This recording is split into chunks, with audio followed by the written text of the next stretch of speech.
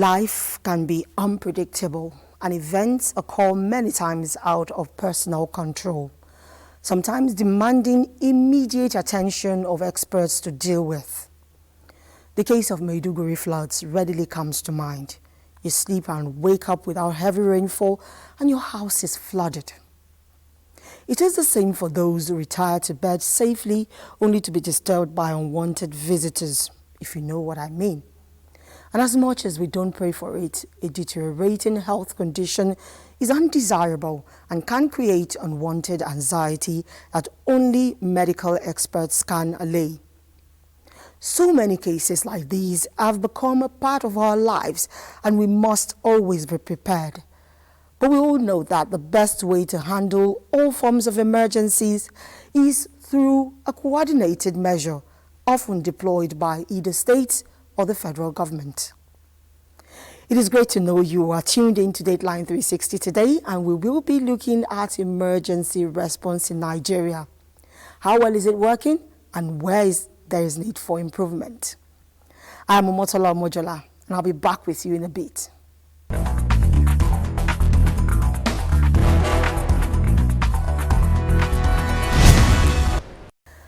The management of disasters across the globe requires high-level collaboration for planning, mitigation, or response.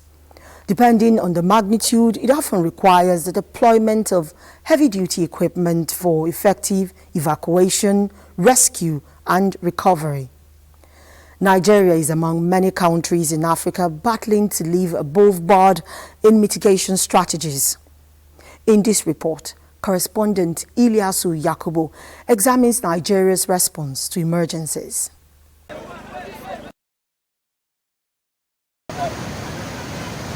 The management of disasters in Nigeria, ranging from floods, windstorm, fire, building collapse, as well as rainstorms, has been a Herculean task confronting disaster managers in the country. This is largely due to overwhelming nature of such disasters. Before the 2012 flood disaster that ravaged most parts of the country, disaster management in Nigeria substantially focused on provision of palliatives rather than evolving mitigation strategies to minimize casualty figures and destruction of property. The lessons learned during the 2012 flood disaster prompted the renewed strategies in managing the trend. The introduction of disaster risk reduction mechanisms by the United Nations General Assembly in 2015 to focus more on disaster risk reduction and prevention gave rise to this new approach to disaster management. The Assembly decides to adopt draft resolution A/77/L70. It is so decided. In view of these, the National Emergency Management Agency, NEMA, took the lead alongside other intervening agencies to ensure adoption of this new mitigation approach. Since then, NEMA has been convening Disaster Response Coordination Forum to brainstorm on possible ways of reducing casualty rates year in, year on. NEMA is also partnering with some development partners who conduct strategic trainings and retraining on disaster management. These trainings have obviously added value to the strategic efforts of managing disasters in the country. In line with NEMA's mandate of coordinating emergency preparedness, mitigation and response activities across the country, the agency has deemed it fit to convene this meeting once again to review the current flood situation since the commencement of the rainy season and to address public health concerns regarding the current cholera outbreak in some parts of the country.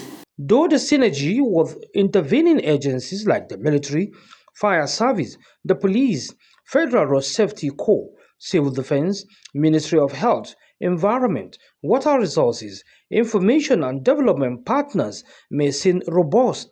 However, the challenge has been funding. Disaster is local, owing to the fact that it must occur in a specific place, village, local government, and state. The National Emergency Management Agency has made it a point of duty that every state constitute local emergency organizing committees as first responders and act immediately in the event of any form of disaster. This is in addition to advocacy aimed at educating the general public on the dangers of non-adherence to safety measures. Although the National Emergency Management Agency (NEMA) has been making efforts in disaster mitigation, other challenges still abound. Governor Babagana Umara Zulum and the Chairman Senate Committee on Special Duties, Kaka Shehu, speak. It's overwhelming, and therefore I'm also pleading on behalf of the National Emergency Management Agency to the federal government in order to provide additional support for them so that they can carry out their functions diligently. We have experienced perennial flooding in almost all the states of the Federation. So I want to use this medium on behalf of the Senate Committee on Special Duties to appeal to Mr. President to fund NEMA so that NEMA would be alive to its responsibilities.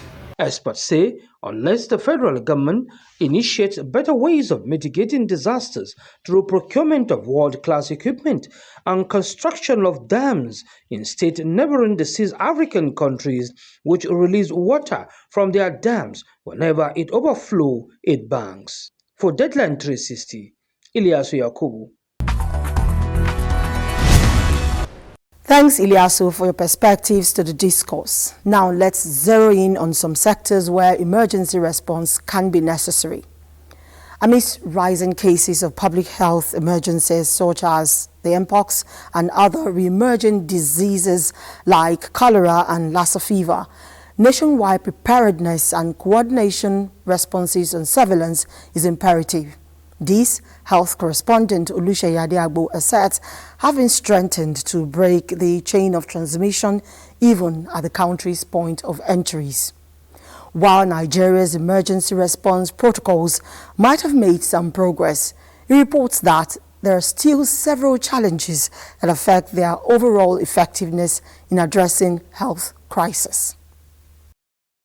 Nigeria has always had its share of health crises, from the spike of diphtheria cases to outbreaks of Lassa fever, cholera, and more recently the return of mpox, which has been declared a public health emergency. It's enough to keep our health experts constantly on their toes.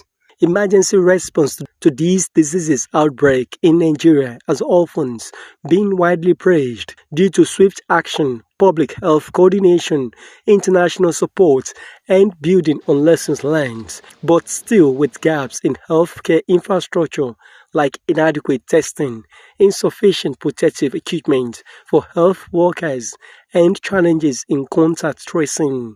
The Nigeria Center for Disease Control and Prevention, NCDC, a national public health institute with the mandate to lead the prevention, preparedness, detection and response to infectious disease outbreaks and public health emergencies, is armed with robust surveillance and early warning systems to drive a proactive public health system that safeguards the health of all citizens. Nigeria has always intensified surveillance. I've told you that since 2017 we have continuously reported confirmed cases. Luckily, we've been in touch with very many African countries before now, and so it will be important for us to, enhance surveillance.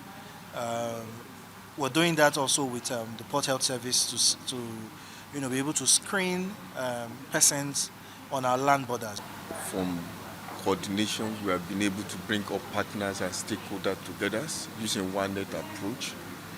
And again, we have been optimizing our laboratories to ensure that we pick all cases and then we test them. Of course, we have been providing resources to the state in terms of sampling materials and then others commodity to support response. The present efforts of the nation's health leadership through the NCDC platform is working to expand molecular laboratories across the country to help the country stay ahead of any potential disease outbreak, especially those that cross borders. We have laboratories all over the country, but each of them, again, they don't have the same capabilities to do. We have many cases that do PCR detection. But what we are trying to do now is increase the number of laboratories all over the country to build their capabilities to be able to test so that people or samples do not move across for too long before they can be tested. Also, efforts to revamp Nigeria's emergency services are on the way. The major factor of maternal mortality in Nigeria is linked to delay in receiving quality health care. National Emergency Medical Services and Ambulance System (NEMSAS) has been working to address transportation barriers to health centers through the initiative of Rural Ambulance and Transportation Services. To strengthen the program, the federal government recently inaugurated a National Emergency Medical Treatment Committee and Rural Emergency Services and Maternal Transport, with members meeting to address bottlenecks in incident response. There is lack of awareness in our communities about the presence of this service, even about the existence of an emergency toll-free number that anybody can call, 112, and get a response quickly. Also, there are gaps we have not yet reached all of the states in the country. We are in 16 states, and we are hoping to expand this exponentially. Engage these challenges and see that we build a very strong and resilient national emergency medical treatment system through the NIMSAS to see that every life is saved. And in this process, we are going to strengthen our referral systems as very well. The bottom line for us here is that these new initiatives would help to stem the tide of Nigerians who die because of late health intervention. More heartwarming is the optimism from health experts that challenges hindering their effectiveness and adaptability are surmountable. In Abuja, Olusheye Adiagbo.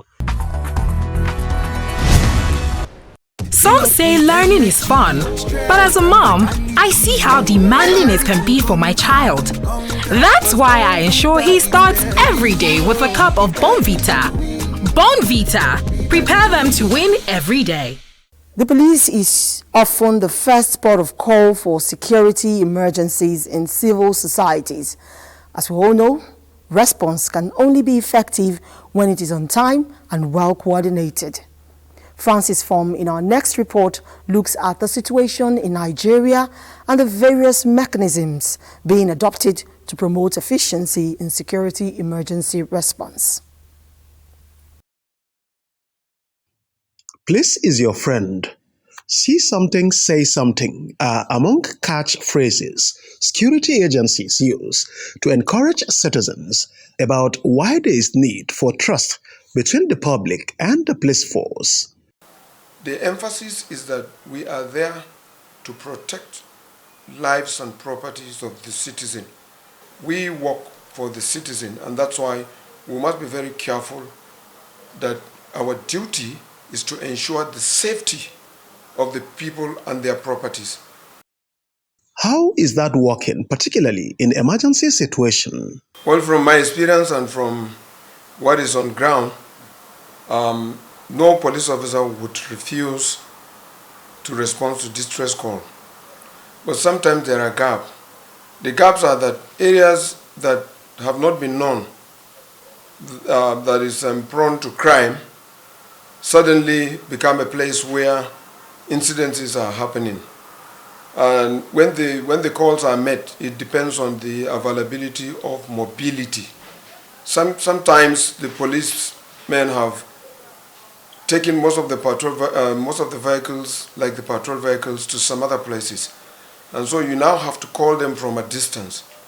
But as it is, the response for the Nigerian police sometimes is slow because you have to wait for those equipment like the logistics. Even when the men are there, the men need some, logistic to go. To ensure effective response in emergency situations, the Nigeria Police Force says it has taken major steps to bolster its capacity to respond swiftly to emergency situations. The force asserts that it has implemented new communication technology through the use of electronic apps and centralized communication hub linked to the Nigeria Police Force National Command and Control Center. In case of any incident, like robbery, rape, even accidents, you can easily swipe on the app. In 5 seconds of swiping, it will get to Command and Control Center of the police, including headquarters. Most of the state command has the app running already. Get familiar with the police in your locality. Get familiar with your DPO and all the patrolmen. They are going to be useful to you. Make use of these lines to help. These are the things we are bound to experience. Distress calls, response to distress calls, very, very critical. And this we will continue to do. But we need more advocacy. We need more public enlightenment. The ability of the police force to foster strategic partnership with other emergency services, such as the Federal Road Safety Corps and Federal Fire Services, enhances coordination in crisis situations. The deployment of Rapid Response Unit, Force spokesperson says, is bringing results in faster police action during emergencies. Additionally, the force says its rapid response vehicles are equipped with state-of-the-art tracking systems and are strategically stationed in high-risk areas to ensure swift deployment. Toll claims can only be confirmed by those who have directly benefited from the deployments. Here are the views of some citizens. I've had several courses of calling for an emergency with police, and the response has been a very poor response. We all are in Nigeria here. When you look at the Nigerian police sectors, you know that we don't have enough personnel in Nigerian police. If we give them what they need, like most cases when you call them, it's either their vehicle is faulty or there's no fuel. You understand? If you go have an issue in the police station, I'll go there. They will ask you, you have to buy the paper in which you write. If truly the police is our friend, they should act accordingly. If there's an emergency, if there is a call, like we hear in other countries, yes, in other development, they say, is it 911? You call 911 and before you say Jack Robinson and there is an intervention. But here, they will complain of, we don't have fuel, we don't have a vehicle. If they have vehicle, where's the driver? All manner of. And before you know it, we have heard of cases of armed robbery. You call and then before they could respond, the deed is done. That is one of their responsibilities. They should respond immediately, as soon as possible, because that is when they are needed. Are you getting me? Not when the evil has been done. With these advancements, the Nigeria Police Force assures that it is setting a new standard for emergency response. It promises a safer environment for all. For Dateline 360, Frank's form. A common form of emergency is road accidents, and this is like a common sight on Nigerian highways, coming from reckless driving to bad roads, infrastructure, among other causes. The damage can be sore both to the eyes and the mind. While many lives could be saved with prompt interventions, a number of victims died due to poor handling. Oyeyemi Ajayi in our next report looks at emergency response from the perspective of road safety, examining some of the challenges to prompt response to road accidents. Road accidents are not strange things on Nigerian highways. The severity of coming in different degrees. While bad roads, night driving and overspeeding have been noted among the culpables, unattended disabilities such as mental and visual health are also noted as responsible. The prevalence is high and the fatalities accompanying road accidents occasionally make news headlines. Cases of survivors, however, are increasing due to quick response from responders, the Federal Road Safety Corps, often leading as part of his statutory responsibility of sanitizing the highways.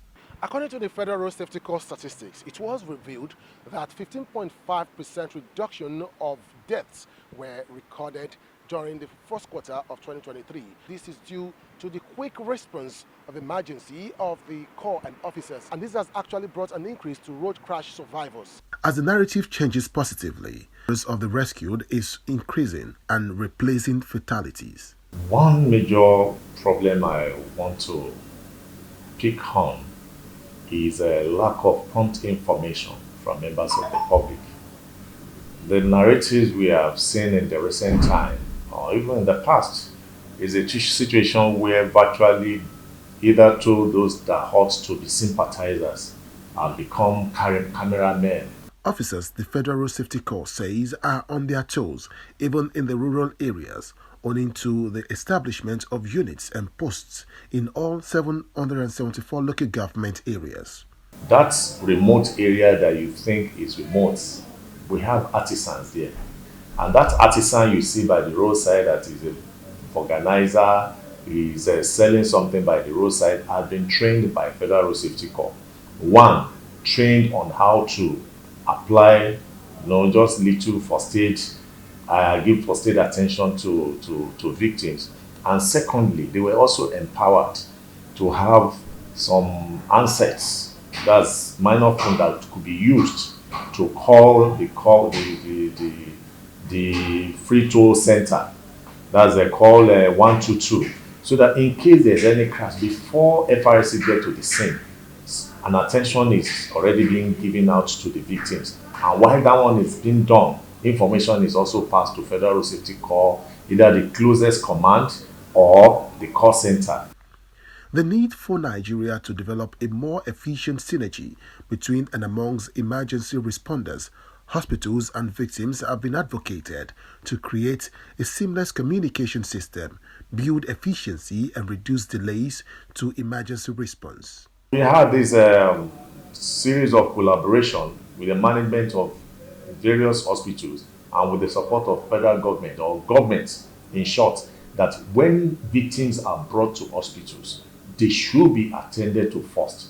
And we also have the support of some NGOs who naturally supports in paying the first line of treatment for crash victims before they were able to communicate members of their family. So far, I think in line with the United Nations 5 pillars, that's number 5, which is the post-crash response time as care, is really working out. Emergency response begins with being cautious drivers and road users. The imperative for coordination among emergency response officers is also noted as necessary to ensure a swift process. Accident eyewitnesses are also urged to make themselves useful and join the rescue team rather than obstruct responders from doing their jobs. Oyeyemi Ajayi, reporting for Dateline 360.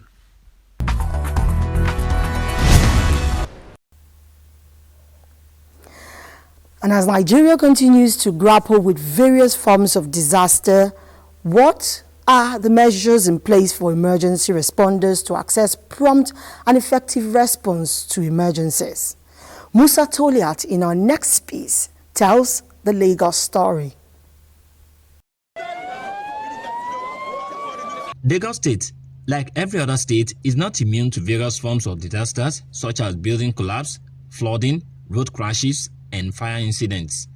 Majority of these incidents are man-made, therefore preventable. Erecting 5 or more story building on a waterlogged land, building with substandard materials, building on waterways, blocking of drainages, excessive speed, overloading, and driving with worn-out tires are human factors that lead to disasters. However, in the event of catastrophe, residents are encouraged to call emergency toll-free lines 767 and 112. When there was a fire incident on the road here, I was one of those people that called and they responded. When we have issues on the road, they are always there quickly to ensure that things are back to normality. Do you have an emergency, please? This is where they actually receive your emergency calls. That's talking about 767 and 112. And so when they receive the calls here, they escalate it to the control room where emergency responders will be activated. We run a 247 project, but we run shifts. It's a 3-shift pattern, morning, afternoon, and night. To mitigate the impact of disasters across the metropolis, the Lagos State Emergency Management Agency, LASEMA, activates effective coordination among stakeholders, which include the Lagos State Fire and Safety Rescue, Federal Road Safety Corps, Lagos State Ambulance Service, the Police Command, and State Environmental Health Monitoring Unit.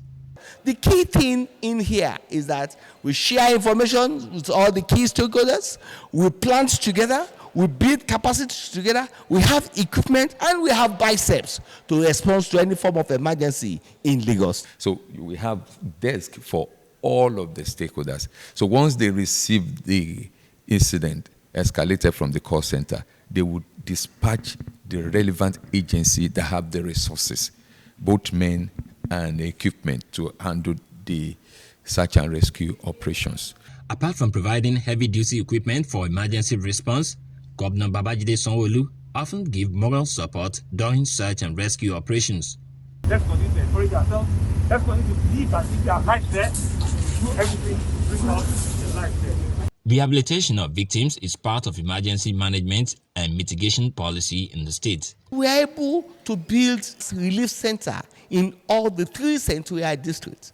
We have one at Igondo that when we can have about close to 5,000 IDPs.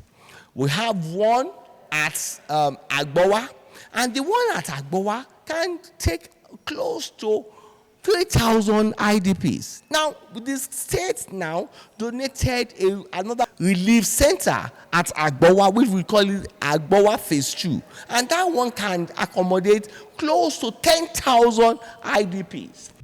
There is, however, need for increased level of public awareness regarding emergency protocols, especially administering first aid measures before the arrival of emergency responders. Safety is the responsibility of everyone. But with the level of emergency response mechanism put in place by the state government, residents, we need to put their emotions in check and allow professionals carry out emergency response operations and give right of way when necessary. For Dateline 360, I am Musa Toliat. And that's Dateline 360 for today. I am Omotola Omojola. From all of us here at the NTA, we say thank you for your time. May God bless Nigeria.